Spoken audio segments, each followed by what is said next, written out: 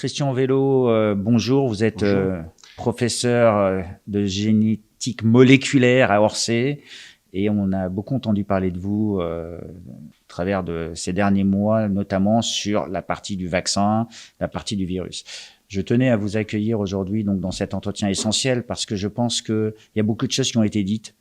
Il y a beaucoup de gens qui se font des idées et l'objectif de cet entretien, c'est d'éclaircir un certain nombre de choses, de parler de l'état de la science, de parler des problèmes, de parler des hypothèses, de parler des portes de sortie, de parler des manquements éventuellement et d'apporter des réponses, on va dire, à nos auditeurs. Donc peut-être que pour commencer, ce qui serait intéressant, c'est que vous nous expliquiez ce qu'est le CRIGEN, c'est cet organisme pour lequel vous travaillez, dont vous êtes le directeur du comité scientifique, que vous nous présentiez un petit peu ces travaux, parce que je pense que les gens ne savent pas vraiment ce que c'est. Ça permet de commencer. Merci. D'abord, merci de m'inviter. Je tiens à préciser, avant toute chose, en avant-propos, que je n'ai aucun conflit d'intérêt. Je pense que c'est important de le dire. On voit beaucoup de gens sur beaucoup de médias sans que jamais les journalistes ne leur demandent ou que sans jamais les personnes ne le précisent. Donc moi, je tiens à préciser que je n'ai aucun conflit d'intérêt. Comme vous l'avez dit, je suis donc universitaire avant tout. Je suis à l'université Paris-Saclay sur le centre scientifique d'Orsay. Donc je suis docteur en biologie et génétique avec une spécialité de génétique moléculaire. La génétique moléculaire, c'est une discipline de la biologie qui, comme toutes les disciplines, nécessite un certain nombre d'outils pour mener à bien nos activités de recherche. Et parmi ces outils, c'est ce qu'on appelle les biotechnologies ou les technologies OGM. Et je suis en parallèle, vous l'avez dit, le président du conseil scientifique du CRIGEN, le comité de recherche et d'information indépendante sur le génie génétique. Alors, le CRIGEN est en fait une structure associative qui a été créée en 99, mais qui a la particularité de regrouper un certain nombre d'experts, pas seulement français, internationaux, pour étudier, pour analyser les risques sanitaires, environnementaux, mais également sociétaux et les aspects juridiques. Le CRIGEN n'est pas seulement il n'y a pas seulement que des biologistes, il y a des juristes, il y a des sociologues, et donc ça permet d'aborder ces questions sous un angle transdisciplinaire. C'est quelque chose que j'apprécie beaucoup, parce qu'en dehors du fait que je m'appelle Vélo, on a souvent le nez dans le guidon en tant que chercheur, et donc c'est bien d'avoir cette ouverture. Et donc je ne l'ai pas vraiment à l'université, mais je l'ai avec le CRIGEN. Donc le CRIGEN s'intéresse au génie génétique, comme son nom l'indique, aux produits du génie génétique, donc notamment aux OGM, et notamment si je m'intéresse à ce titre, et si on s'intéresse aux vaccins, on y reviendra, contre la Covid, c'est qu'un certain nombre de ces vaccins, notamment ceux qui nous sont proposés en Europe, sont des vaccins issus du génie génétique, issus des biotechnologies. Donc nous sommes tout à fait dans notre mission d'information indépendante sur le génie génétique quand nous parlons de ces vaccins. Et il se trouve que nous nous intéressons aussi beaucoup à la question des pesticides et des perturbateurs endocriniens qui sont intimement liés à la question des OGM, puisque la plupart des OGM agricoles sont des plantes qui sont conçues pour accumuler des pesticides. Et donc on ne peut pas s'intéresser à la sécurité sanitaire et environnementale des OGM sans s'intéresser à celle des pesticides. Et la plupart des pesticides sont des perturbateurs endocriniens, donc on dira que la boucle est bouclée. Et voilà pourquoi alors notre mission, elle est à la fois dans le domaine de la recherche, dans le domaine de l'expertise et dans le domaine de l'information. Et en ce qui concerne les vaccins génétiques, les fameux vaccins à ARN messager de Pfizer, BioNTech ou Moderna, ou les vaccins d'AstraZeneca, Johnson & Johnson, qu'on appelle les vaccins génétiques, on m'a sollicité notamment pour faire une expertise écrite grand public sur ces questions. Et de fil en aiguille, je suis venu donc à m'exprimer un certain nombre d'occasions sur ces questions. On reviendra un peu sur les vaccins un petit peu plus loin dans l'entretien. Donc 1999, donc on va dire toute cette biologie, tous ces virus, ça n'a pas de secret pour vous. Vous êtes donc légitime à parler de ce genre de sujet. Quand vous voyez le SARS-CoV-2 arriver, pour vous, quand vous le situez dans quelle stratosphère, dans quel espace, on va dire, c'est dangereux, c'est pas dangereux par rapport... Bon, d'abord, il faut savoir que les virus font partie des écosystèmes et que nous ne serions pas ce que nous sommes si nous n'avions pas eu les virus. Et si nous n'avions pas les virus, dans notre génome, nous retrouvons des vestiges de virus. Ça contribue à l'évolution, de même que les bactéries. Nous ne serions pas les hommes et les femmes que nous sommes aujourd'hui s'il n'y avait pas eu les bactéries. Donc, c'est un tout. C'est un tout. Et donc, évidemment, il y a des bactéries gentilles dont on a absolument besoin, et puis il y a des bactéries méchantes. Et d'ailleurs, quand les gentilles sont plus là, n'occupent plus la place et les méchantes la prennent aisément. Donc, ce qui veut dire que... Ils sont en conflit permanent, on va dire. Oui, c'est une compétition qui est essentielle pour nous. Quand, par exemple, on prend des antibiotiques et qu'on élimine un certain nombre de bactéries de notre intestin, eh bien, il y a parfois des bactéries opportunistes qui en profitent pour prendre la place. Et c'est vrai pour les bactéries, c'est vrai pour les virus. Il y a des virus assez anodins, puis il y a des virus beaucoup plus méchants. Donc, qu'une pandémie s'installe, pour faire diverses manipulations dans le but de faire soit des médicaments, des vaccins notamment, faire de la thérapie génique. C'est-à-dire que les virus peuvent être donc utilisés ça vous étonnerait pas, dire que donc c'est pas du tout étonnant. Voilà. Je veux dire, et qu'on utilise un virus pour essayer de faire un vaccin contre un autre, etc. Enfin, je veux dire, c'est des choses qui se font dans les laboratoires. Et alors, c'est assez surprenant que ça puisse s'échapper aussi facilement d'un laboratoire P4, parce que je peux vous dire que si vous essayez de rentrer dans un laboratoire P4, on va vous demander les couleurs de chaussettes de votre belle-mère et de votre grand-mère paternelle et maternelle. Donc, n'y rentre pas n'importe qui, c'est extrêmement filtré, c'est extrêmement... Il y a des règles de confinement qui sont extrêmement contraignantes. Donc, on a du mal à imaginer qu'un tel accident puisse arriver. Malheureusement, le risque zéro n'existe pas. Et effectivement, ça peut arriver. Moi, je ne suis pas de ceux qui pensent, si c'est d'origine de laboratoire, que ça a été fait volontairement. C'est un accident. Simplement, ce serait bien de le savoir. Parce que si c'est un accident, il faut tout mettre en œuvre pour que ça ne se reproduise pas. Donc ça serait la leçon à prendre, on va dire, de ce point on va dire, de recherche, qui est de savoir si c'est d'origine animale ou humaine et d'éviter que ça reproduise. Or, on a eu une enquête de l'OMS qui a été diligentée à Wuhan et apparemment ils sont revenus comme ils sont partis. Enfin, je veux dire, c'est pas sérieux. On n'est pas aujourd'hui en mesure de le savoir alors qu'on devrait. Ça fait plus d'un an et demi, 2 ans même bientôt. Donc, on devrait pouvoir dire clairement quelle est l'origine. On a vu un des membres de cette commission d'enquête qui a eu des conflits d'intérêts qui ont été déclarés après coup. Donc, en fait, ça ne fait rien pour amener de la confiance. Bon, si on laisse cet élément de côté, puisque c'est intéressant, donc la leçon qu'il faut apprendre, c'est que ça ne se reproduise pas. Parlons un peu de ce virus, de ses particularités. On a pas mal quand même parlé avec les vaccins des mutants, on a parlé de la protéine spike, de la toxicité. Quand vous avez vu ces vaccins arriver, ces thérapies géniques arriver, qu'est-ce que vous avez fait? Vous avez regardé les études, vous avez regardé ce qui s'était passé, parce qu'il y a une autorisation temporaire, on va dire. En tant que spécialiste, quels sont vos... Alors, d'abord, effectivement, je me suis intéressé aux différents types de vaccins et en particulier aux vaccins qui relèvent de mon domaine d'expertise, qui est celui de la génétique moléculaire, c'est-à-dire ce qu'on appelle les vaccins génétiques, qui sont ceux auxquels nous sommes confrontés aujourd'hui, en tout cas en France et en Europe et dans les majeures parties du monde. Donc, évidemment, ça, je m'y suis intéressé de près. Et ce qui m'a beaucoup, peut-être on rentrera plus tard dans plus de précision, mais ce qui m'a beaucoup perturbé dès le départ, c'est que on a affaire à un virus nouveau, un virus qui nous réserve d'énormes surprises, et il nous en réserve toujours.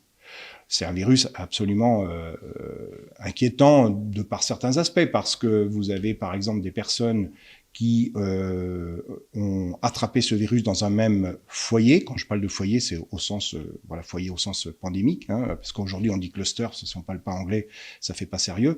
Donc moi je préfère dire foyer. Et donc des personnes qui ont attrapé le virus dans un même foyer, ça veut dire dans un même foyer infectieux, ça veut dire par la même souche, forcément, n'ont pourtant pas les mêmes symptômes. Donc c'est quand même assez particulier. On a des gens qui font des Covid courts, des gens qui font des Covid longs, qui ont perdu l'odorat et le goût depuis plus d'1 an, qui ne l'ont toujours pas retrouvé, d'autres qui l'ont retrouvé au bout d'une semaine, d'autres qui le retrouvent que partiellement.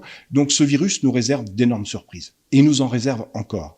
Et ce qui m'a beaucoup interpellé, c'est le fait que pour lutter contre un virus qui nous réserve énormément d'incertitudes, on ait recours à des technologies pour lesquelles on n'a pas de recul. C'est-à-dire qu'on ajoute à l'incertitude et à l'imprévisibilité d'un virus, l'incertitude et l'imprévisibilité d'une technologie.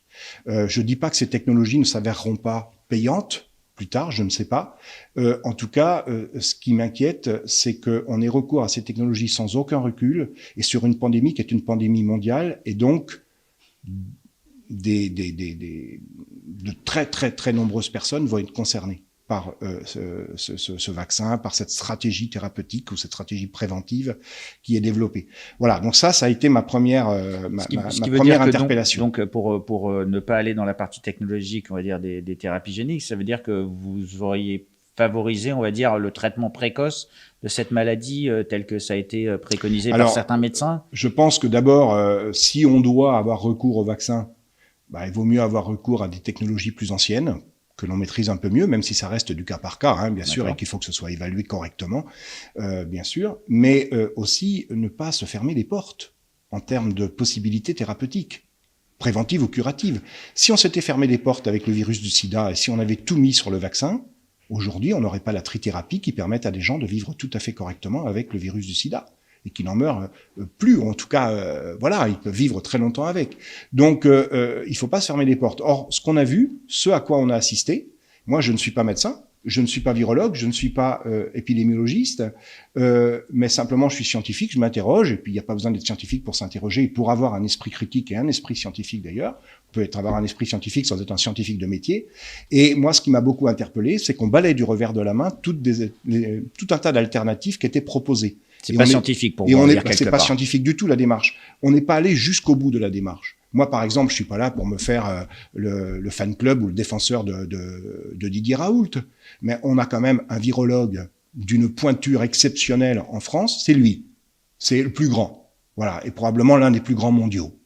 Donc, voilà, il a résolu des choses extraordinaires. C'est un scientifique, c'est un superbe médecin et un scientifique de grande notoriété et vraiment pointu.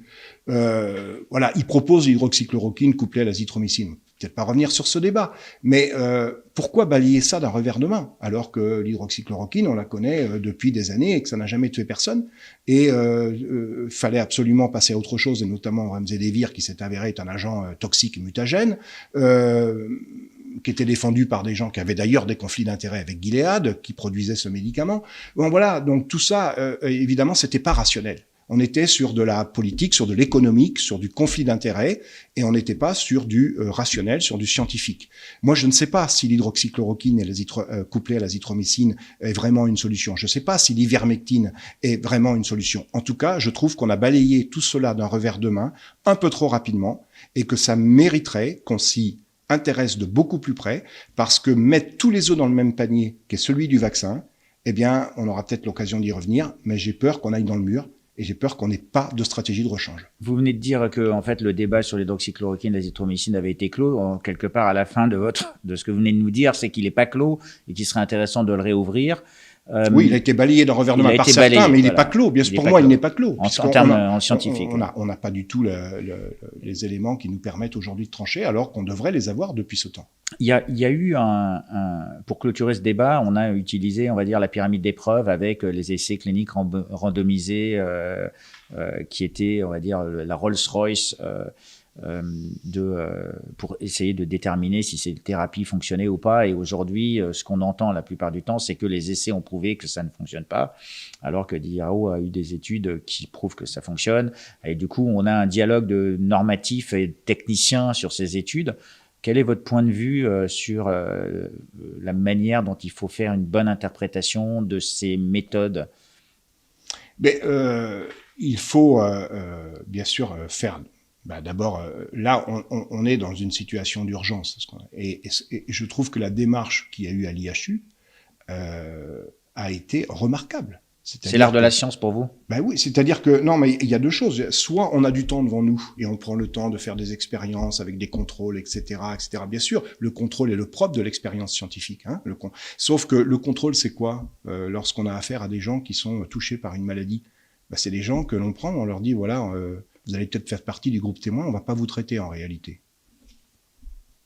C'est pas le rôle d'un médecin. Le rôle d'un médecin, c'est de soigner. Donc, on ne peut pas reprocher à quelqu'un de ne pas avoir fait, à un moment donné, dans ce contexte, de groupe placebo pour savoir. Non, il y a aussi une part d'empirisme par rapport au recul que l'on a vis-à-vis d'un médicament qui est utilisé depuis longtemps. J'entendais quelqu'un qui disait de manière très humoristique, et j'ai trouvé ça très drôle, moi, je veux bien me faire vacciner, mais je vais attendre encore 70 ans. Parce qu'il a fallu 70 ans pour se rendre compte que l'hydroxychloroquine était dangereuse. Donc, il y a 2 poids, 2 mesures, c'est-à-dire que on nous apporte des technologies vaccinales pour lesquelles on n'a aucun recul et on nous dit dormez tranquille, tout va bien. Et on a un médicament qu'on connaît depuis très longtemps qui certes était utilisé pour autre chose, mais quand même qui était un antiparasite ou un antiviral. Tout d'un coup, il faut pas l'utiliser parce qu'il serait dangereux. Je veux dire, c'est pas rationnel. La démarche, c'est bien sûr dans la mesure où ce médicament, on sait qu'il faut peut-être pas l'administrer à certaines personnes. Je sais pas, pour les fragilités cardiaques, je suis pas médecin, mais bon, c'est ce que j'ai entendu. Donc, bien sûr, il y a une prescription. On va pas le donner à n'importe qui. Mais en dehors de ça, ce médicament est connu depuis longtemps. Qu'est-ce que ça coûte de le tester? Mais de le tester directement et de voir. Je regrette, mais au début de la pandémie, il me semble que la mortalité à Marseille, et les patients qui étaient traités sur Marseille, était la mortalité la plus faible que l'on avait sur tout le territoire. Il faut se poser la question. On a par exemple des gens qui prennent de l'hydroxychloroquine pour les questions apparemment de polyarthrite ou lupus, etc. Voilà. Donc une démarche scientifique qui me semblerait très intéressante, c'est d'avoir des registres, de savoir quel est le taux de personnes touchées par le Covid parmi les gens qui prennent un traitement à l'hydroxychloroquine pour une autre raison et qui le prennent de manière régulière. Ça, ce serait intéressant. Il suffit d'avoir des registres de données. Et au CRIGEN, on se bat aussi de manière générale, pas seulement pour ça, pour avoir des registres, pour savoir où est-ce qu'il y a le plus de cancers, dans quelle région, pour faire éventuellement des corrélations. Une corrélation n'est pas une preuve, mais c'est des pistes à exploiter pour voir, tiens, est-ce qu'il y a un lien entre l'utilisation de tel ou tel pesticide et l'apparition de telle ou telle maladie. Mais pour ça, il faut des registres. Eh bien, aujourd'hui, depuis que la pandémie a démarré, on n'aurait pas pu faire ça pour voir, par exemple, parmi tous les gens qui prennent de l'hydroxychloroquine pour une autre raison, s'ils sont moins touchés que d'autres. Ça, ce serait une donnée scientifique extrêmement intéressante. C'était facile à mettre en œuvre, on ne l'a pas fait. Bien sûr. Hier j'ai interviewé un médecin américain qui nous disait, il parlait pas de l'hydroxychloroquine, il parlait de l'ivermectine, et il nous faisait les comparaisons avec d'autres pays. Il prenait le Mexique, il prenait l'Inde, où ils ont utilisé de manière massive dans des thérapies précoces, et il me disait, ils ont cassé la courbe, ils ont pas aplati, mais vraiment brisé la courbe, justement avec cette expérience-là.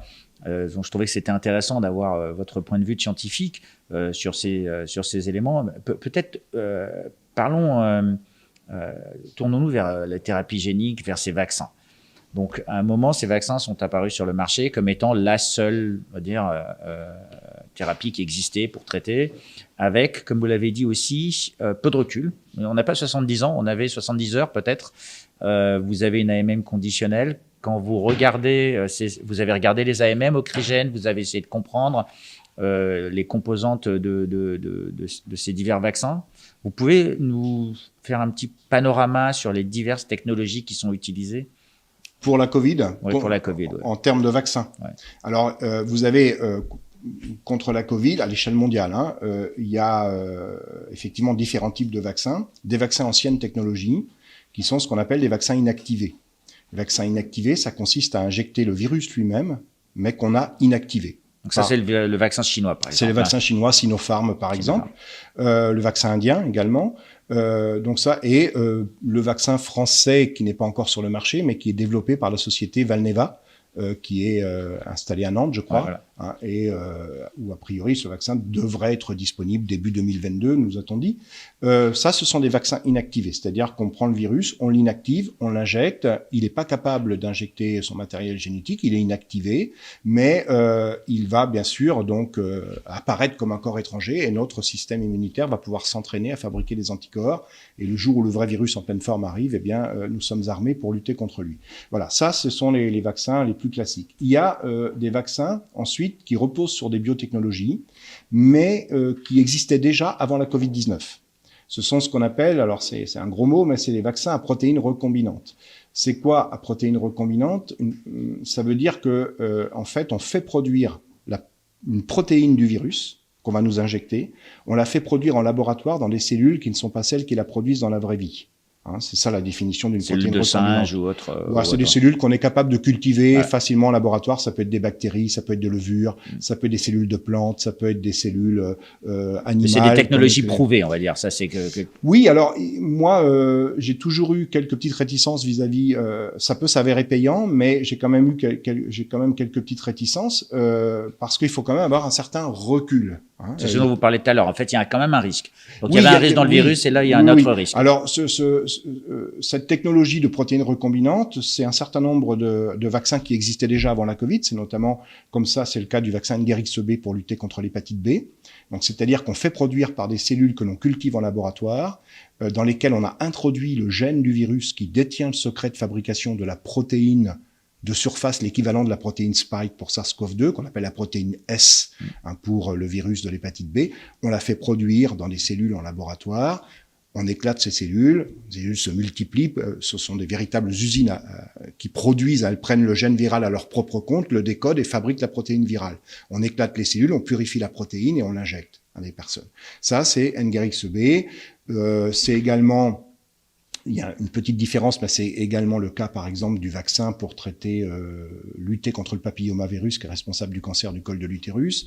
Donc ça, c'est la deuxième catégorie, on va dire, de technologie. Voilà, c'est les vaccins protéines recombinantes. Alors, il y en a un certain nombre qui sont développés, qui s'appuient là-dessus, avec des variantes différentes, mais c'est le cas de Novavax, qui est américain, qui est sur le point, donc je ne sais pas, qui devait être autorisé en Europe, mais je ne sais pas où ça en est exactement.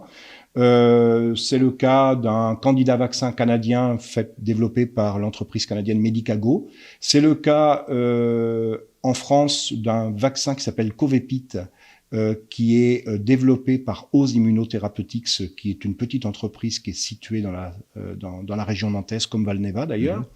C'est le cas également du vaccin cubain, avec une variante, mais c'est une protéine. Donc il y a beaucoup, on va dire, de sociétés qui se sont mises sur ce créneau-là, et après les... Voilà, donc ça, c'est des vaccins dont la technologie existait déjà avant le Covid. Ça pose un certain nombre de questions à mes yeux, surtout lorsqu'on a des tests de phase 3 très très courts qui ne permettent pas d'avoir un recul suffisant. Au cas par cas, bien sûr. Et puis, il y a les vaccins génétiques dont nous parlions tout à l'heure, c'est-à-dire les vaccins de type Pfizer, BioNTech ou Moderna d'un côté, puis AstraZeneca, Johnson & Johnson de l'autre, qui consistent non plus à injecter un virus inactivé ou à injecter une protéine du virus, mais à nous faire produire par nos propres cellules cette protéine du virus. C'est-à-dire que la protéine, par exemple, dont je parlais tout à l'heure, par exemple, Novavax développe un vaccin protéine recombinante qui consiste à faire produire la protéine spike dans des cellules en laboratoire, puis ensuite, la protéine va être purifiée et proposée à l'injection comme vaccin. Dans le cas des vaccins génétiques, c'est nous qui la fabriquons. C'est-à-dire qu'on nous injecte l'information génétique virale qui détient le secret de fabrication de cette protéine. Cette information génétique, c'est soit de l'ADN, soit de l'ARN. Alors, comme j'aime bien définir les mots que j'utilise et que c'est pas forcément évident pour tout le monde, notre matériel génétique à nous, c'est de l'ADN. Dans l'ADN, il y a des gènes qui détiennent le secret de fabrication de protéines. Mais on passe pas directement du gène à la protéine, il y a un intermédiaire qui s'appelle un ARN. Il se trouve qu'il y a des vaccins, des virus dont le matériel génétique est de l'ADN comme nous. Quand ils infectent les cellules cibles, ils injectent leur matériel génétique qui est de l'ADN. Cet ADN est alors pris en charge par nos propres cellules au profit du virus. C'est-à-dire que cet ADN va être transcrit en ARN, puis cet ARN traduit en protéines virales qui vont permettre de reconstituer des particules virales. Et puis le matériel génétique va être recopié, matériel génétique viral en un grand nombre d'exemplaires, pour multiplier les particules virales. Lorsqu'on a affaire à des virus dont le matériel génétique n'est non plus de l'ADN, mais de l'ARN, c'est le cas de SARS-CoV-2, le virus responsable de la Covid-19. Et c'est le cas de tous les coronavirus. C'est-à-dire qu'il y a certains virus dont le matériel génétique n'est pas de l'ADN, mais l'intermédiaire, directement l'ARN. Donc lui, il injecte l'ARN, et à ce moment-là, nos cellules prennent l'ARN à leur propre compte. Elles n'ont pas besoin du passage ADN-ARN, c'est déjà fait. Elles ne font que le passage ARN-protéine. Et donc, elles produisent les protéines virales. Voilà. Et ensuite, on retombe donc dans le même schéma. C'est la différence entre, on va dire, le Pfizer, Moderna et puis le Johnson. Les vaccins maintenant, qui consistent génétique consiste à injecter dans nos cellules, non pas le matériel génétique viral entier, mais une partie du matériel génétique viral qui détient le secret de fabrication de la protéine de surface, qui est celle qui est visible de l'extérieur et qui est celle qui va être reconnue comme corps étranger et contre laquelle on va essayer donc de produire des anticorps. Eh bien, dans le cas des vaccins de Pfizer, BioNTech ou Moderna, c'est directement une portion de l'ARN viral SARS-CoV-2 qui détient le secret de fabrication de la protéine Spike, qui est injectée, et pour véhiculer, parce qu'on ne peut pas injecter directement du matériel génétique comme ça dans nos cellules, il faut un véhicule, il faut un vecteur. Ce vecteur, c'est une bicouche de graisse, une nanoparticule, toute petite particule donc de graisse dans laquelle est emprisonné cet ARN. Dans le cas des vaccins d'AstraZeneca, Johnson & Johnson, là, ce sont des vaccins non plus à ARN, mais à ADN. C'est-à-dire qu'eux, ils utilisent pour véhiculer le matériel génétique qu'on va nous injecter, non pas une particule de graisse, mais un autre virus. Un autre virus, adénovirus, un adénovirus. L'adénovirus, c'est les virus qui sont responsables des petits états grippaux qu'on a l'hiver. On dit souvent qu'on a la grippe par abus de langage, mais en fait, on a le nez qui coule, on a un petit peu de température, mal à la tête. C'est un adénovirus. Là, ils ont pris un adénovirus de chimpanzé. Il faut bien sûr pas qu'il nous donne malgré tout sa maladie, cet adénovirus. Donc, il faut le désarmer. On peut pas l'inactiver. Parce que si on l'inactive, il pourra pas injecter le matériel génétique qu'on lui demande d'injecter. On l'utilise pour ça. Donc, on le désarme. Ça veut dire quoi? Ça veut dire qu'on le rend inoffensif. Comment? En lui enlevant une partie de son matériel génétique responsable de sa virulence. Et la partie de ce matériel génétique qu'on a enlevé, on la remplace par... Alors, ce matériel génétique dans l'adénovirus, c'est de l'ADN. On la remplace donc par de l'ADN qui détient le secret de fabrication de la protéine Spike de SARS-CoV-2. Alors, on va me dire, mais comment est-ce possible? Vous pouvez pas mettre de l'ADN de SARS-CoV-2 puisque c'est un virus à ARN. En laboratoire, effectivement, on peut pas insérer de l'ARN dans de l'ADN. Donc, comme l'adénovirus a de l'ADN, il faut insérer dedans de l'ADN. Eh bien, en laboratoire, on est capable de convertir de l'ARN en ADN. Donc, on a pris l'ARN de SARS-CoV-2 qui détient le secret de la fabrication de la protéine Spike, on l'a converti en ADN, et cette copie ADN, on l'a insérée dans ce qui reste du génome de l'adénovirus. Et donc cet adénovirus, qu'on appelle un adénovirus recombinant, puisque son génome est une recombinaison entre deux matériels génétiques, le sien, ce qu'il en reste, et une partie de SARS-CoV-2. Et il va alors injecter dans nos cellules du matériel génétique qui est en partie celui de l'adénovirus et en partie celui de SARS-CoV-2, qui va être transcrit en ARN, puis traduit en protéine Spike. Et là, on a donc des vaccins à ADN, mais qui sont de la même manière des vaccins génétiques, donc soit ADN dans ce cas-là, ou à ARN dans le cas de Pfizer, BioNTech ou Moderna. Quand on vous écoute, ça a l'air simple, même si jamais c'est fort complexe, puisque en fait, ça passe par certaines étapes. Et je vous remercie de nous donner autant de précision, parce que je pense que pour les auditeurs, c'est important de pouvoir faire la différenciation entre tous ces, on va dire, ces vaccins, toutes ces thérapies géniques. Parfois, je vous entends parler de thérapie génique, parfois, je vous entends parler de vaccins. Alors moi, je ne parle pas vraiment de thérapie génique. C'est-à-dire que la confusion vient du fait que dans la thérapie génique, on utilise également des vecteurs pour véhiculer du matériel génétique. Dans la thérapie génique, on a affaire à un patient, un enfant par exemple, qui a un gène qui est abîmé, un gène à lui. Donc qui on est peut abîmé. Le mettre pour vous dans la catégorie des vaccins. D'un point de vue juridique, non. Je fais justement la distinction. C'est-à-dire que dans le cas de la thérapie génique, le but est d'apporter à un enfant qui a un gène abîmé la version normale du gène. Donc là, c'est un gène humain qu'on met chez l'humain, mais on lui apporte la version normale. Et on va utiliser pour véhiculer ce gène éventuellement un virus, comme je viens de l'expliquer dans le cas des vaccins d'AstraZeneca. Et donc ce virus va permettre de véhiculer le gène que l'on veut apporter. Alors sauf que dans le cas de la thérapie génique, ce qu'on veut, c'est absolument que ce gène aille s'insérer dans les chromosomes de l'enfant. Pourquoi? Parce qu'on veut que ce gène reste de façon stable, pérenne. Et donc on va utiliser des vecteurs qui vont favoriser cette intégration. Des virus, on va choisir des virus qui vont favoriser cette intégration. Dans le cas des vaccins ici, le but est d'introduire de façon transitoire et non pas pérenne du matériel génétique. Donc on ne recherche pas l'intégration. Ça ne veut pas dire qu'elle ne peut pas arriver. Mais si elle arrive dans le cas du vaccin, ce sera accidentel. Dans le cas de la thérapie génique, c'est volontaire, c'est recherché. Dans le cas du vaccin, c'est accidentel et donc involontaire. Donc forcément, ça va se produire à des fréquences plus faibles. Ça ne veut pas dire que ça ne se produira pas. Quand on nous dit que ce risque n'existe pas, c'est faux. Il n'y a aucun généticien moléculaire qui peut dire que ce n'est pas possible. Quand on introduit de l'ADN dans les cellules, on ne peut à aucun moment certifier que cet ADN n'ira pas peu ou prou s'intégrer dans les chromosomes de la cellule réceptrice. Donc en fait, ce qui n'est pas vrai avec l'ARN. L'ARN ne peut pas s'intégrer en tant que tel. Voilà. En tant que tel. Je le précise parce que effectivement, et merci de me permettre de le préciser, parce que on m'a fait dire des choses totalement fausses que je ne dis pas. On m'a fait dire que je disais que dans les vaccins ARN, l'ARN allait s'intégrer dans notre ADN. Non, l'ARN en tant que tel ne peut pas s'intégrer dans l'ADN. Je le dis pour les autres journalistes de certains médias qui m'écoutent. Christian Vello dit bien que l'ARN en tant que tel ne peut pas s'intégrer dans l'ADN.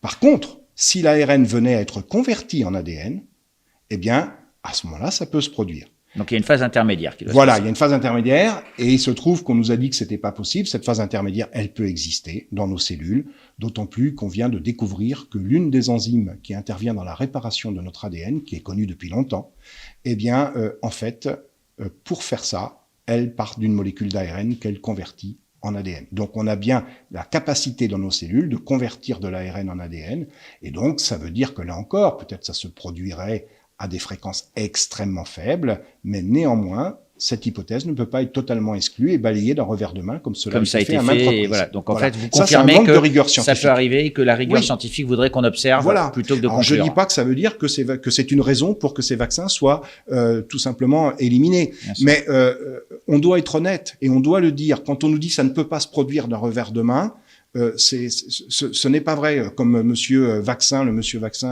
du gouvernement a eu l'occasion de le dire suite au rapport d'expertise que j'ai fait, en disant ce n'est pas possible. Il n'a pas le droit de dire ce n'est pas possible. Si c'est possible, maintenant après on peut discuter autour d'une table entre scientifiques et autres, de dire quelles sont les probabilités, quels sont les risques, est-ce que le rapport bénéfice-risque est toujours au profit du vaccin ou pas. Voilà, ça se discute.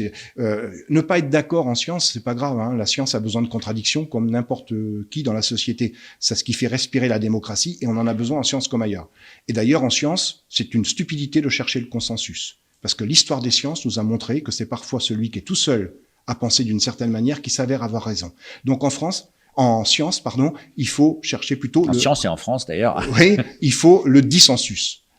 C'est-à-dire que voilà, c'est pas parce qu'on n'est pas tous d'accord et que quelqu'un est minoritaire qu'il faut évincer sa thèse. Il faut protéger, on va dire, justement la dissension. Donc il faut prendre le temps de discuter. Ça veut pas dire que le vaccin n'en vaut pas la peine, mais on discute autour de la table et on informe de tous les risques potentiels qui existent en les sous-pesant et en regardant les avantages, les inconvénients, et on informe les citoyens, et chaque citoyen qui se fait vacciner doit le faire en connaissance de cause. C'est comme si on organisait un référendum, vous votez oui ou vous votez non, sans qu'il y ait débat en amont pour savoir quels sont les tenants du oui, quels sont les tenants du non. Ça n'a aucun intérêt. Et bien là, voilà, se faire vacciner oui ou non, il faut au moins que les citoyens, ça les concerne, soient un minimum informés. C'est tout. Et on peut tout expliquer simplement, il faut simplement prendre le temps. Quand on regarde un peu ces AMM, ces autorisations de mise sur le marché qui sont conditionnelles, on s'aperçoit qu'il y a des éléments qui devraient être fournis pour une AMM complète, par exemple la génotoxicité, la biodistribution, et que ça n'a pas été possible aux fabricants de donner ces documents. Donc ça a entraîné beaucoup de débats, la toxicité notamment de la cellule Spike. Tout à l'heure vous avez parlé du fait que la maladie a amené un risque. La protéine Spike, que la maladie amenait un risque et que ces thérapies amenaient un autre risque. Quels sont les risques aujourd'hui majeurs pour vous? Est-ce qu'on pouvait les connaître avant? Parce que ces technologies, même si elles n'ont pas été prouvées, on va dire les vaccins ARN messagers, ils ont déjà été utilisés, mais peut-être pas à grande échelle. Quels sont les risques qu'on pouvait pouvoir connaître avant? Et plus particulièrement sur la protéine Spike, on parle beaucoup de sa toxicité. Qu'est-ce que vous pouvez nous dire dessus? On va dire quel est l'état de la science aujourd'hui et les éléments qui sont, on va dire, du peu probable ou non scientifiques. Alors, ce qui est clair, pour revenir sur les autorisations de mise sur le marché, d'ailleurs elles sont conditionnelles, c'est qu'on est allé beaucoup trop vite. Alors, je peux comprendre, on est dans une situation d'urgence, etc., et que tout le monde rêve de sortir de cette pandémie, mais on est allé beaucoup trop vite, on n'a pas le recul. Alors, on nous dit on a compensé, on a raccourci les phases 3, normalement, qui sont les derniers stades d'essais cliniques avant l'autorisation d'un médicament, c'est plusieurs années pour un... D'ailleurs, elles vont jusqu'en 2022 ou 2023, voilà. Oui, c'est plusieurs années pour un vaccin. Et sauf qu'on n'attend pas la fin et on commence tout de suite. Alors, on nous dit oui, mais on a raccourci, on est allé un peu plus vite, mais on a compensé par les effectifs. Mais les effectifs ne compenseront jamais la durée. Les effectifs, c'est bien d'avoir des grands effectifs, ça permet d'avoir des statistiques plus solides, d'avoir des choses plus claires, c'est très bien, mais ça ne compensera jamais la durée. Pourquoi? Parce que si vous avez des effets aigus, effectivement, ça se voit sur une durée courte.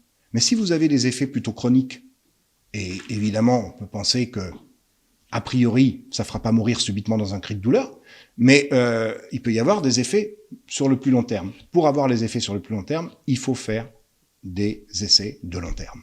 Donc, on est allé beaucoup trop vite. Par exemple, cette fameuse publication qui est sortie dans une grande revue internationale à comité de lecture, qui est Circulation Research, qui montre des toxicités de la protéine spike, et notamment sur les cellules endothéliales, c'est-à-dire les cellules qui bordent nos vaisseaux sanguins, eh bien, ça, c'est quelque chose qui aurait pu être fait avant.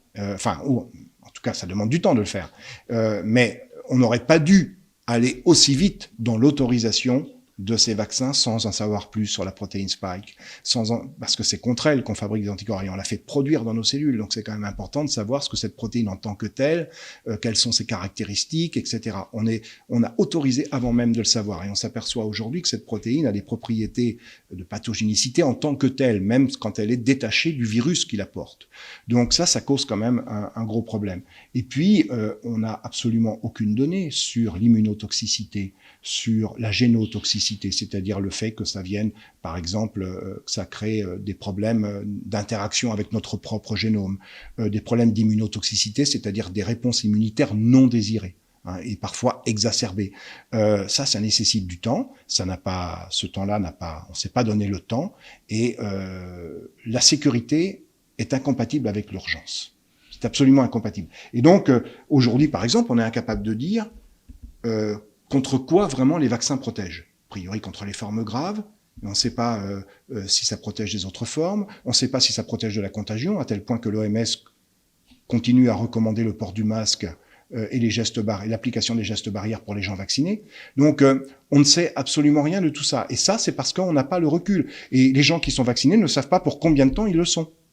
Et peut-être qu'il faudra recommencer au bout de 6 mois, au bout de 9 mois, on ne le sait pas.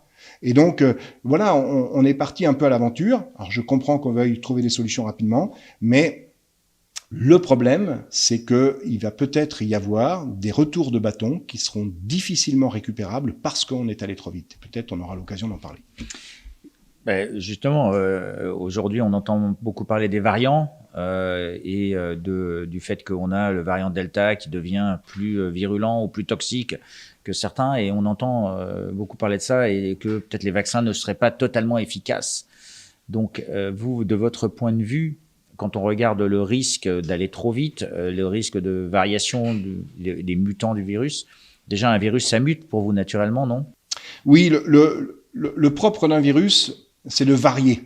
Hein. Je fais une différence, vous allez voir, entre le terme variant et le terme mutant. L'un englobe l'autre. Hein. Mais tous les mutants sont des variants, mais tous les variants ne sont pas des mutants. Mais le propre d'un virus, c'est effectivement de varier, de changer de gueule. C'est le moyen qu'il a d'échapper au système immunitaire. Par définition, si un virus disparaît rapidement, c'est qu'il n'a pas su échapper au système immunitaire de son hôte, et donc voilà, il a été éliminé. Mais si il persiste, c'est qu'il détourne le système immunitaire. Et comment fait-il pour ça? C'est de changer de gueule. Et pour changer de gueule, il y a deux manières. Il y a les mutations. Alors, on nous dit, c'est quoi les mutations? Eh bien, c'est des erreurs de copie du matériel génétique. Je vous disais, quand le virus infecte nos cellules, il détourne la machinerie cellulaire de l'hôte à son profit, pour faire produire ses protéines virales, etc. Par contre, la recopie du matériel génétique, elle n'est pas assurée elle se fait dans les cellules infectées, bien sûr, dans les cellules de l'hôte. Donc les nôtres, en l'occurrence, lorsque c'est un virus humain. Mais grâce à une enzyme virale qui est apportée par le virus. Et cette enzyme, elle fait souvent beaucoup d'erreurs. Et elle en fait encore plus quand le matériel génétique viral est de l'ARN. Ceci dit... C'est parce que l'ARN est moins stable, on va dire. Non, c'est pas lié à la stabilité de l'ARN, c'est lié aux propriétés intrinsèques de l'enzyme. C'est pas les mêmes enzymes qui recopient de l'ARN et celles qui recopient de l'ADN. Et celles qui recopient de l'ARN sont moins fidèles. Et donc, elles font plus d'erreurs. Mais il y a une exception. C'est les coronavirus, dont SARS-CoV-2. En fait, ils mutent très peu, contrairement à ce qu'on raconte. Ça ne veut pas dire qu'il n'y a pas de variants, mais ces variants, il y a un autre moyen de les produire. Ils mutent très peu, pourquoi? Quand vous prenez le virus du sida, qui est un virus à ARN, le virus de l'Ebola, qui est aussi un virus à ARN, ou le coronavirus comme SARS-CoV-2, la taille du matériel génétique de SARS-CoV-2 est beaucoup plus grande que celle de l'Ebola ou celle du virus du sida. C'est 30 000 contre 10 000, quoi. Voilà. Ça, Alors, le génome est constitué d'un enchaînement de 4 petites molécules que l'on symbolise par leurs initiales respectives, c'est-à-dire 4 lettres. Alors, AGCT quand c'est de l'ADN, AGCU quand c'est de l'ARN, peu importe. Eh bien, dans le cas des virus ARN, si vous prenez le virus du sida, c'est 10 000 lettres. Si vous prenez Ebola, c'est 19 000. Si vous prenez SARS-CoV-2, c'est 31 000.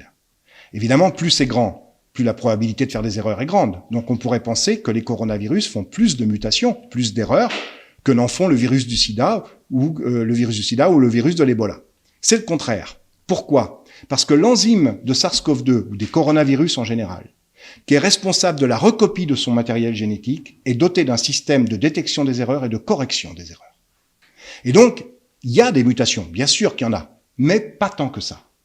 Donc, en fait, la manière du virus SARS-CoV-2 d'échapper au système immunitaire, ce n'est pas tant les mutations, c'est les recombinaisons.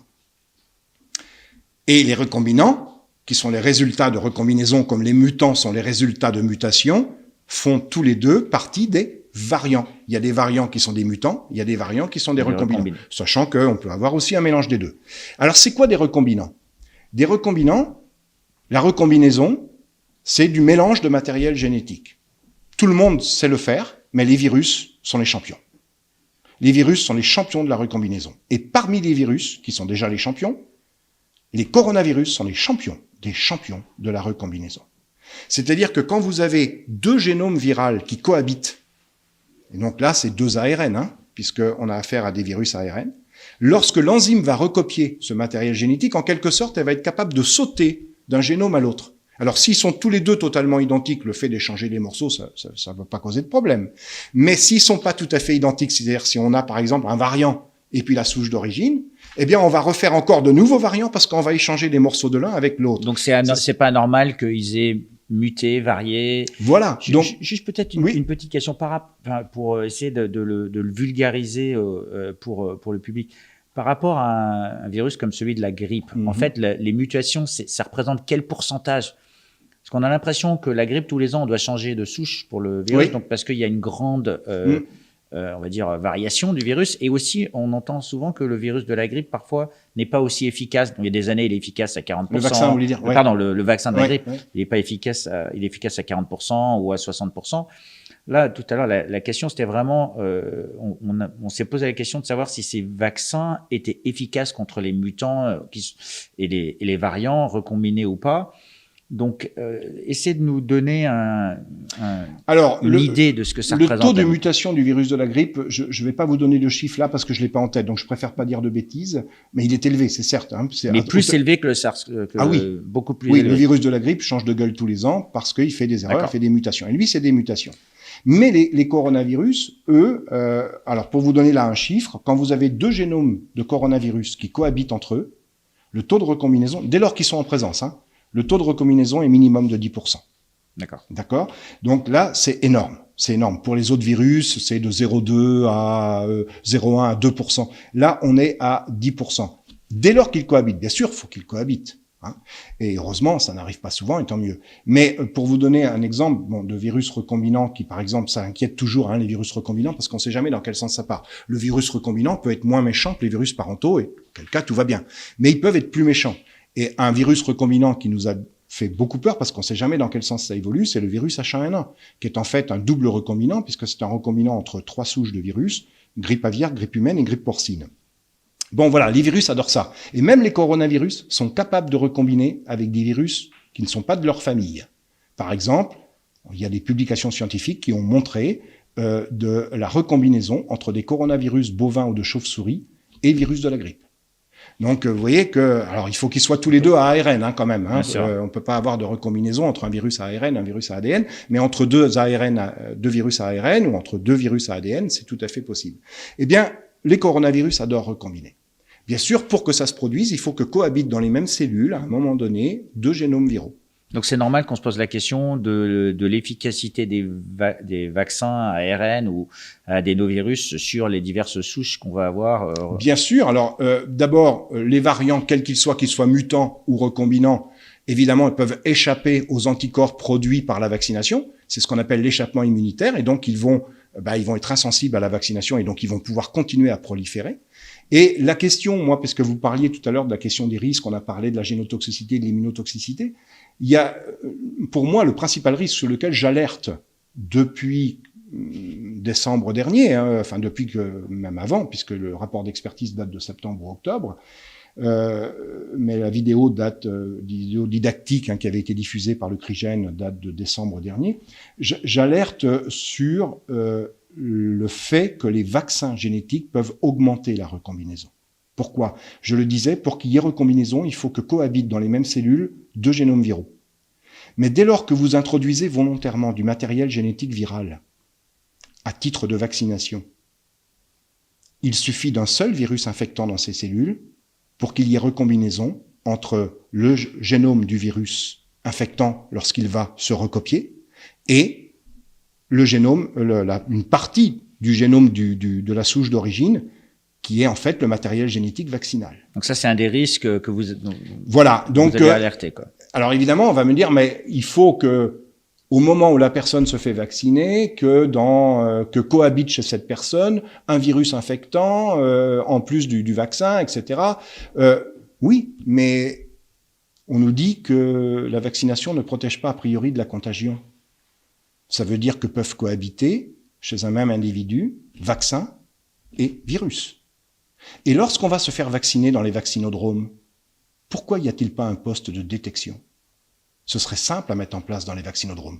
Poste 1, détection. Positive, vous vous faites pas vacciner, vous attendez. Négatif, éventuellement, vous vous faites vacciner si vous le souhaitez. Mais un poste de détection pour éviter le chevauchement entre personnes infectées et personnes vaccinées, pour limiter ce risque de recombinaison. Parce que la recombinaison, les virus, encore une fois, les coronavirus adorent ça. Et donc, si on augmente le risque de générer des variants, on augmente le risque d'obtenir des variants qui vont échapper éventuellement au système immunitaire. S'ils n'y échappent pas, c'est pas de problème. Mais s'ils échappent, ça cause problème. Alors, on va me dire, mais c'est une probabilité extrêmement faible. Il faut imaginer que la personne qui se fait vacciner soit en même temps et dans la même période, infectée, etc. Oui, certes. Quand je disais 10%, c'est quand les 2 génomes sont déjà en présence. Là, évidemment, il faut que les 2 génomes soient en présence, c'est-à-dire le vaccin et le virus infectant. Ça diminue considérablement les probabilités. Mais c'est là qu'il est important de parler de rapport bénéfice-risque à l'échelle individuelle ou à l'échelle collective. Sur le plan individuel, on peut penser que, admettons, que le rapport bénéfice-risque soit favorable. Mais qu'est-ce qu'il en est du plan collectif? Sur le plan collectif, un individu chez lequel émerge un variant, parce qu'il y a eu recombinaison entre un virus infectant et le vaccin, il n'y a pas que lui qui va être embêté. Il n'y a pas que cette personne-là. Admettons que ce soit une personne sur 1 million. Une personne sur 1 million, bon, c'est dommage pour elle, mais pour les autres, ça s'est bien passé. Oui, mais cette personne qui aura généré ce variant va se multiplier, va aller infecter d'autres personnes. Et on va avoir une nouvelle pandémie, parce que ce variant échappe au système immunitaire. Et c'est pour cela que c'est extrêmement important de prendre ce risque en considération, même si, au niveau individuel, le risque reste a priori faible, mais au niveau collectif, il peut être grand, parce qu'il suffit qu'un virus émerge un jour quelque part pour que les conséquences soient colossales et mondiales. Qu'est-ce que nous a appris SARS-CoV-2 ? Qu'il suffit qu'un virus émerge un jour quelque part, c'est en l'occurrence à Wuhan, pour que les conséquences soient colossales et mondiales. Et donc, ne faisons pas un remède pire que le mal. Et donc, ça mérite vraiment d'être posé, cette question. Vous voyez, et c'est une question qui est balayée d'un revers de main. Alors c'est très drôle parce que, avec les histoires de thrombose et du vaccin d'AstraZeneca, là, on a su nous parler de rapport bénéfice-risque collectif. Évidemment, quelqu'un qui meurt d'une thrombose suite au vaccin, on va pas dire à sa femme ou à son mari, écoutez, le rapport bénéfice-risque est très favorable. Personne vient de perdre un être cher. Ça n'a aucun sens binaire, au niveau individuel. Mais au niveau collectif, on peut dire, il y a peu de gens qui font des thromboses. Donc, on peut, pourquoi pas, admettre que sur le plan collectif, le rapport bénéfice-risque est favorable. Et ça, ils ont très bien su le dire. Quand je dis ils, c'est tous ceux qui défendent les vaccins ou la stratégie qu'ils ont mise en place, bec et ongle, et qui veulent pas entendre parler de critique. Eh bien, on nous dit, ah oui, là, on a su parler d'intérêt collectif. Oui, mais sur le plan collectif, AstraZeneca, c'est favorable. C'est-à-dire qu'on sait reconnaître le risque collectif lorsqu'il est en faveur du bénéfice, mais on ne sait pas le reconnaître lorsque c'est lui qui emporte la partie. Or là, avec les vaccins à ARN, c'est sur le plan collectif qu'il faut raisonner et que là, le rapport bénéfice-risque n'y est peut-être pas. Hein, et c'est pour cela, je ne sais pas si vous vouliez, on allait en parler sans doute, mais peut-être je peux enchaîner là-dessus, sur le fait qu'on veuille vacciner tout le monde. Je préfère qu'on finisse juste sur la partie, et on va parler de la population pour finir, parce que je pense que c'est important de finir sur toute la partie toxicité, parce qu'il y a un point spécifique que j'aurais aimé comprendre, c'est cette protéine spike dont on parle. Elle est vraiment toxique. On a vu énormément d'effets secondaires enregistrés.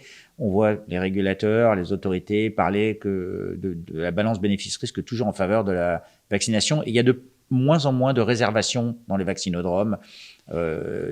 Hier, j'ai interrogé un médecin aux États-Unis qui me dit qu'en fait, il y a un taux de réservation qui diminue. Ouais. Donc, on n'atteint pas, on va dire, le seuil souhaité par les autorités. Alors, soit pour des raisons d'immunité collective ou des raisons de peur. Donc, il y a une espèce de clarification, à mon avis, qui est nécessaire sur cette toxicité. À quoi s'attendre?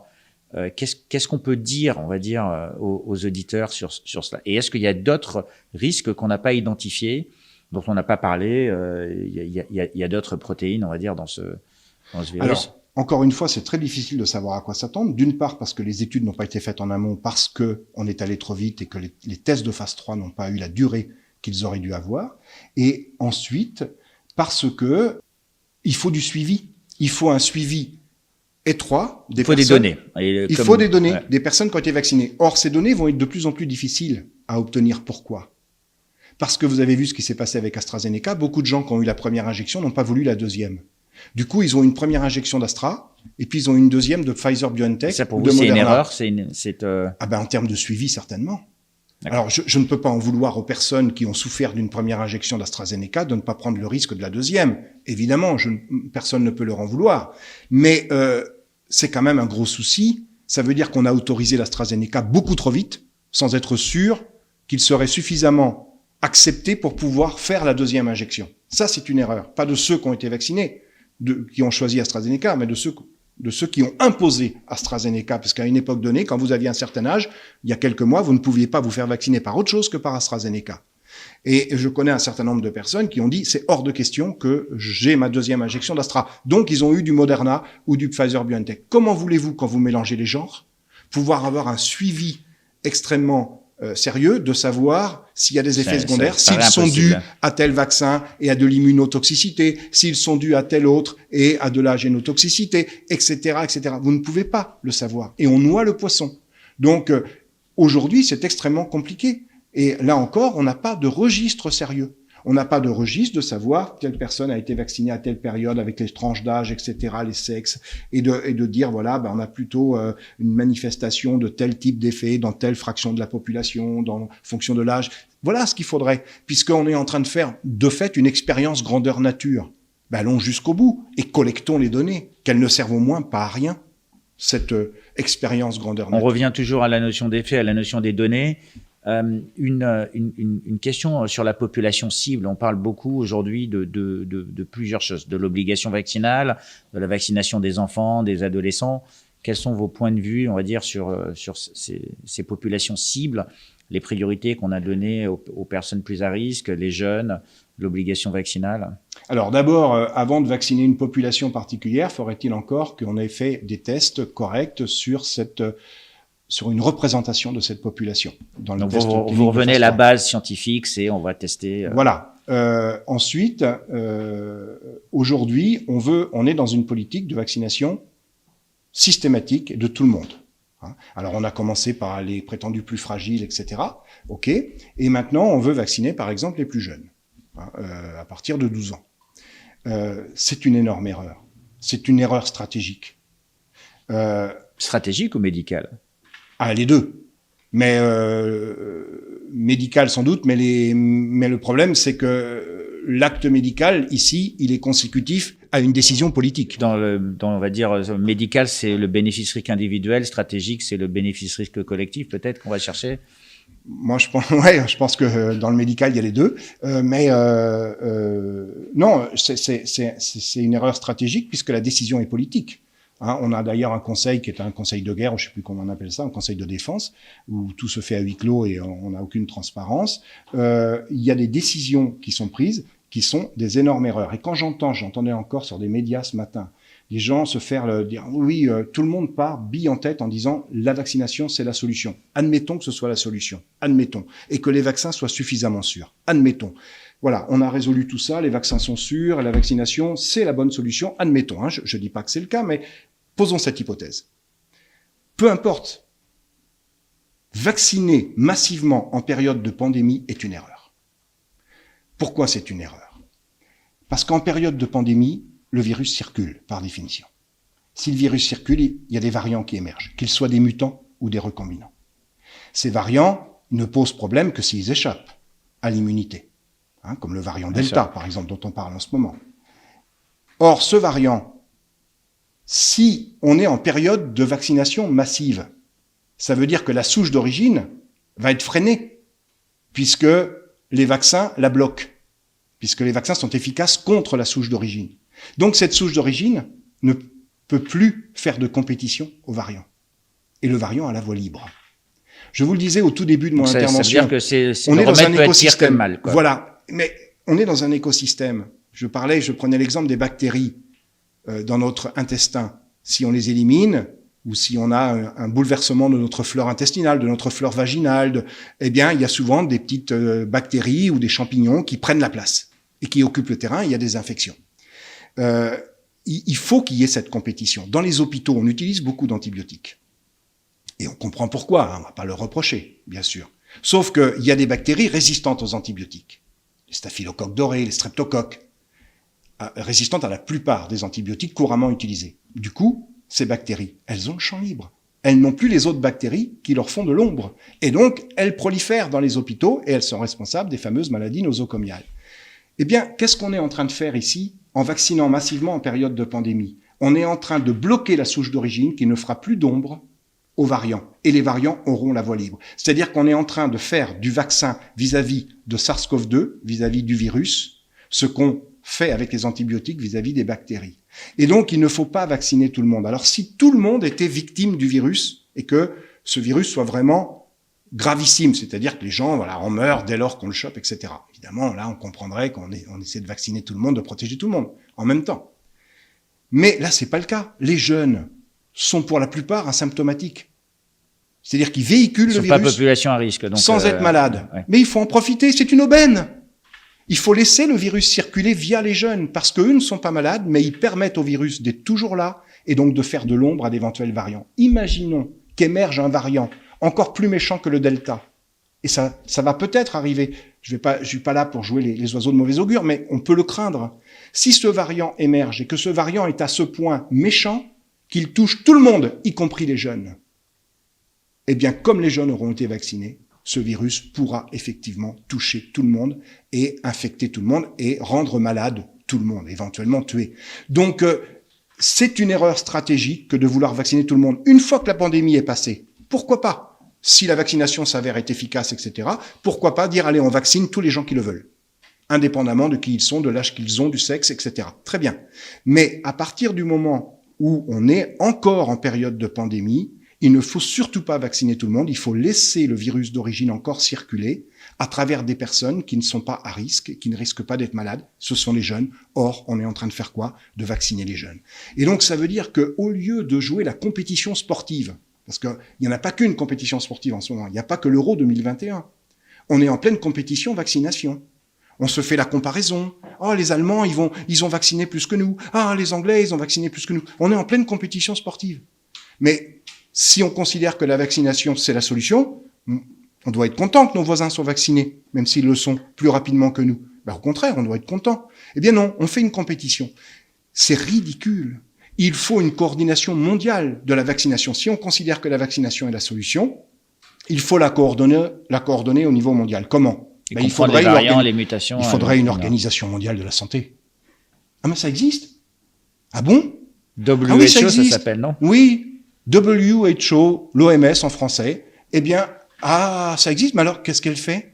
Mais l'OMS devrait coordonner la vaccination à l'échelle mondiale. Et bien sûr, région par région, pays par pays, dire on vaccine tant de pourcentage. Évidemment, ce ne seraient pas les mêmes en fonction des pays.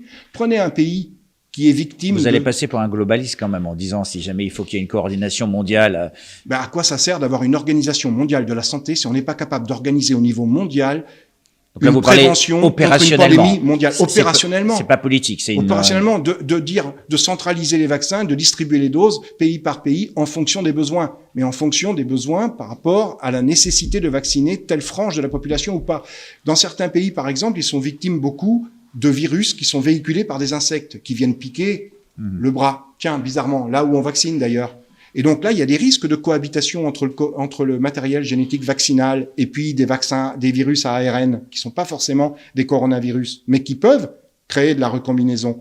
Eh bien, peut-être que dans ces pays-là, il faudrait vacciner un petit peu moins, laisser, mais bien sûr, ceux qui sont pas vaccinés, il faut pas que ce soit des personnes à risque. Mais donc ça s'étudie région par région, pays par pays, et ça doit se coordonner. Au lieu de ça, on est dans la compétition en train de se comparer sa virilité, là, en disant, voilà, j'en ai une plus longue que toi, j'ai vacciné plus vite que toi, on est meilleur, etc. C'est quand même... C'est plus de la médecine, on est dans une cour d'école, alors que ça devrait, voilà, vraiment être coordonné, réfléchi au niveau mondial. Et ça m'affole. Quand on vous écoute, tout à l'heure, vous parliez de l'IHU, du professeur Raoult, quand on vous écoute, vous êtes légitime, vous êtes sachant, comment se fait-il que le gouvernement ne vous écoute pas?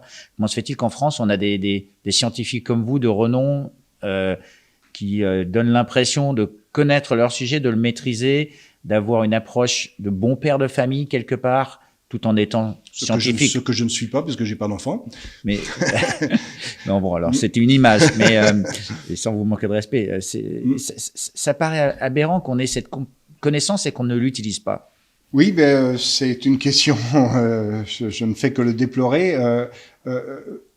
Face à la crise qui est celle-ci, la pandémie, et c'est vrai malheureusement dans de nombreux autres domaines, on pourrait faire appel à toutes les compétences, se mettre autour de la table et discuter toutes les compétences.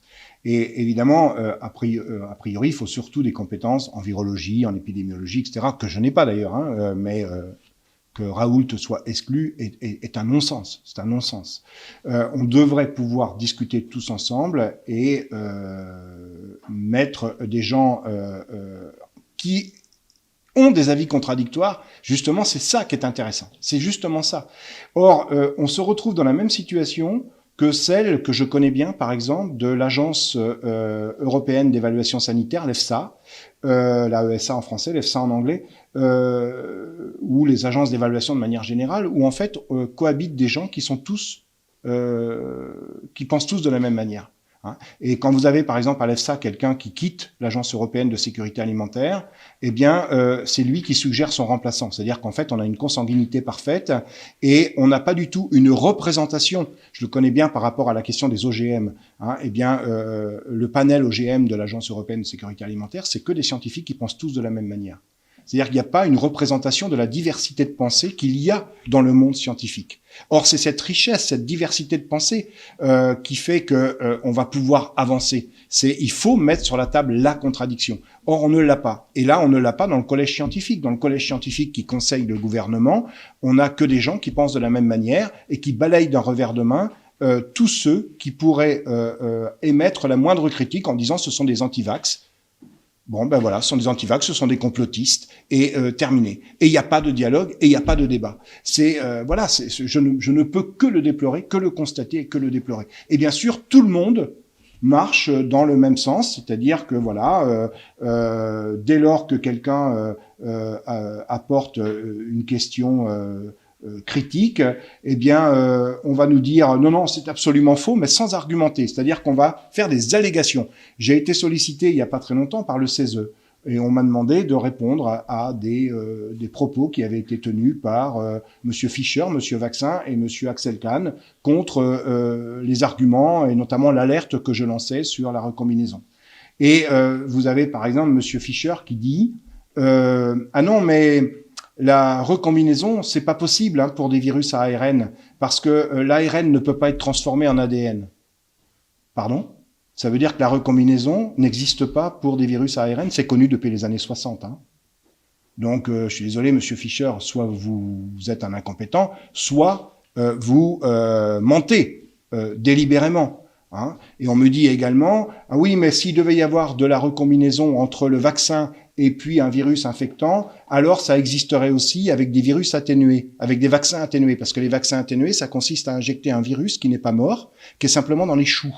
Hein, et on espère qu'il sera suffisamment dans les choux pour qu'on puisse le combattre et s'entraîner à lutter contre lui.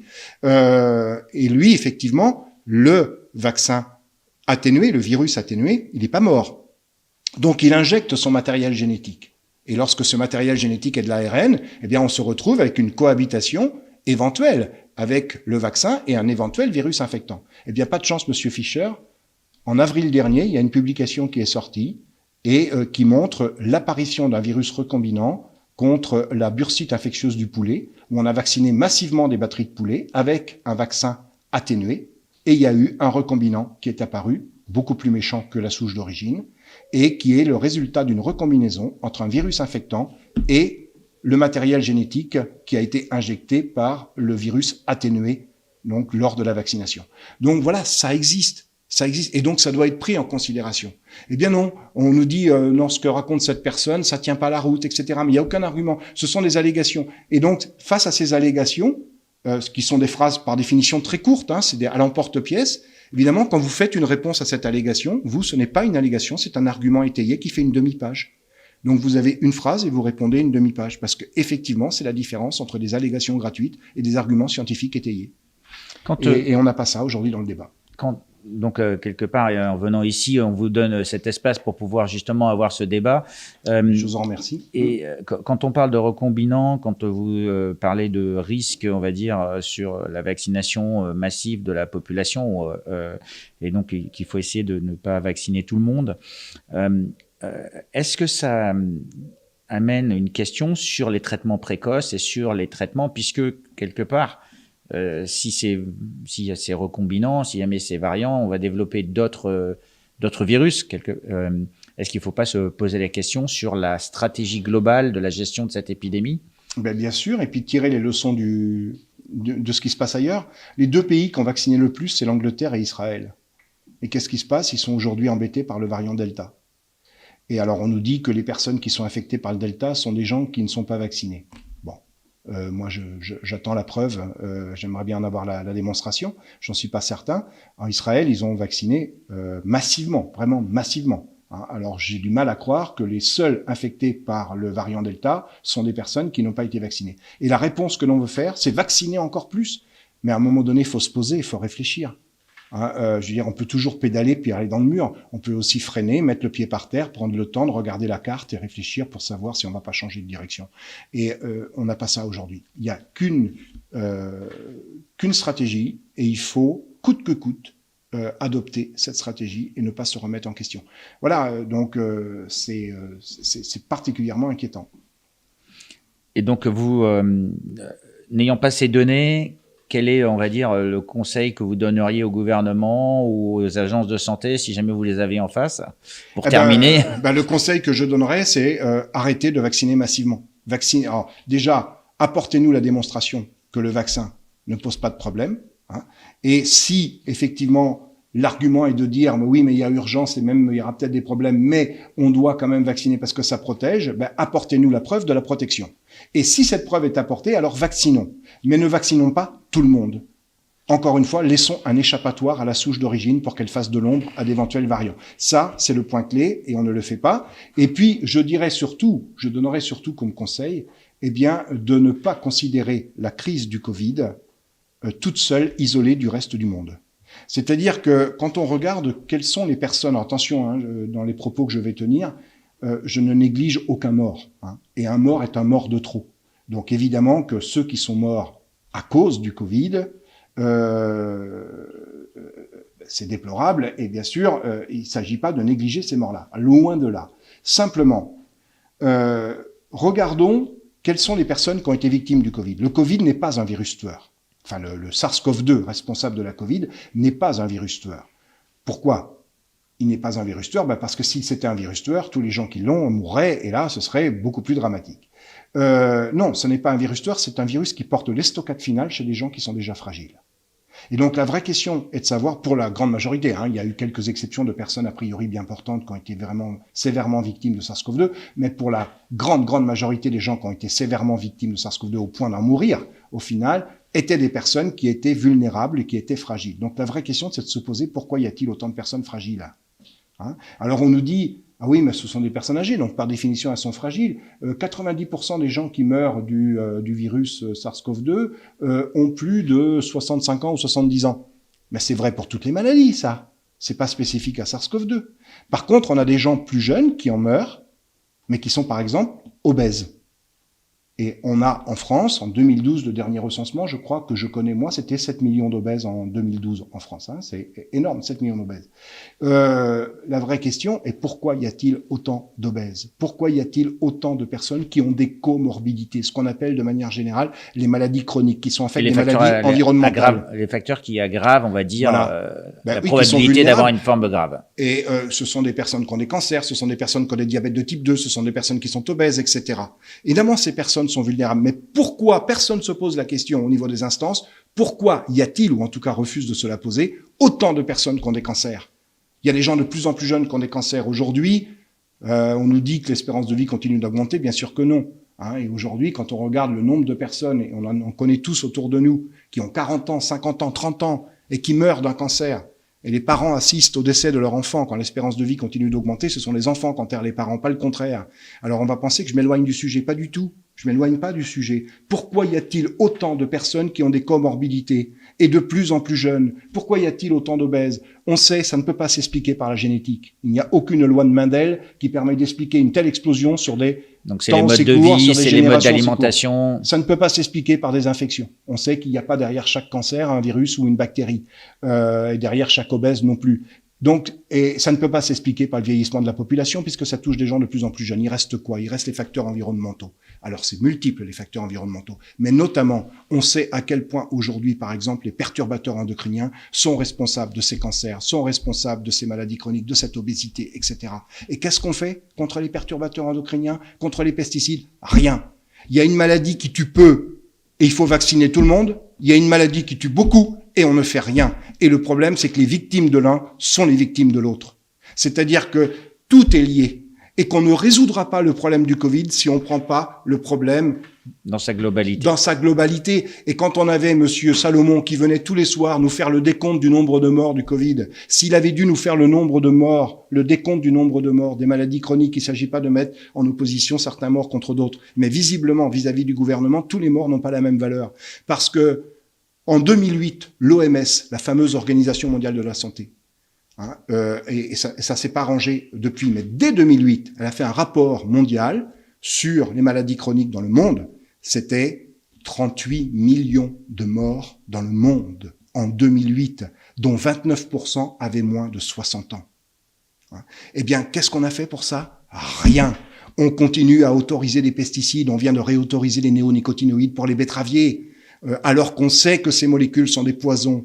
On sait à quel point on est entouré de pesticides qui nous tuent à petit feu, qui nous rendent fragiles. Et donc, si on ne prend pas ce problème à bras le corps et qu'on ne résout pas le problème des maladies environnementales de manière générale, et qu'on ne se remet pas en question sur la manière, sur l'hyperproductivisme, sur la déforestation, etc., eh bien des pandémies arriveront et ces pandémies seront de plus en plus mortelles, même si le virus, lui, ne l'est pas, tout simplement parce que les gens sont de plus en plus fragiles. Donc, traiter le problème de la Covid tout seul, eh bien, c'est du vernis sur des ongles sales.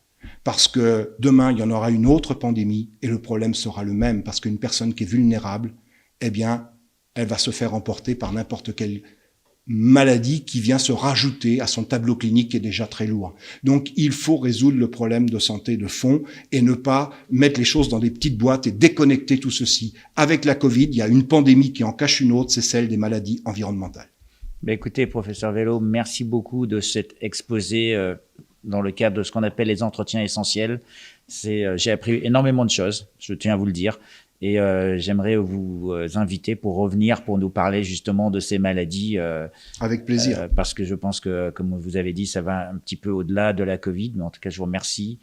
Et je remercie tout le monde de nous avoir suivis. Merci à vous. Merci infiniment.